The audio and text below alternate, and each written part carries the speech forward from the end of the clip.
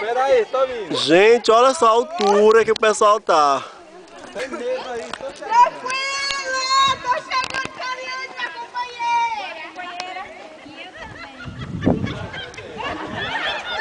Aqui é o que? É Serra da Capivara, né?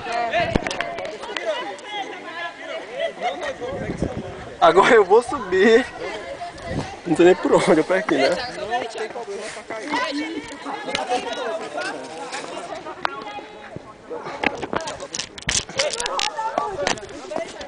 Pode ter em pé.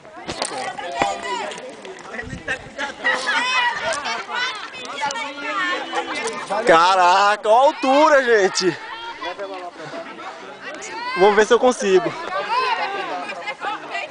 Ah! Meu Deus! Professora! Você trouxe nós pra esse lugar. Professora, eu não aguento mais não. Não aguenta mais não. Como resiste aqui? Não, olha, veja bem. Só a natureza mesmo para aceitar uma coisa dessa. Olha aí.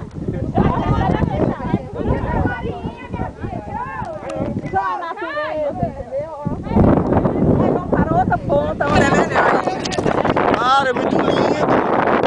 Só filma eu. Vira para cá.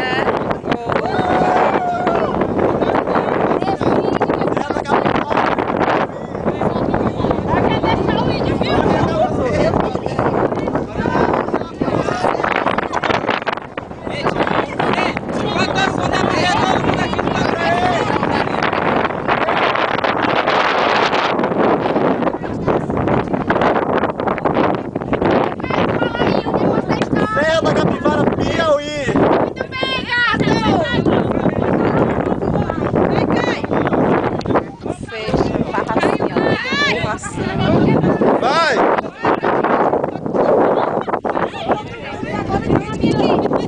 Ah.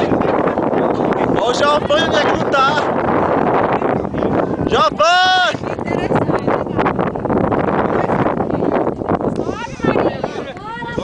Tem gente que não conseguiu subir com medo de altura, galera.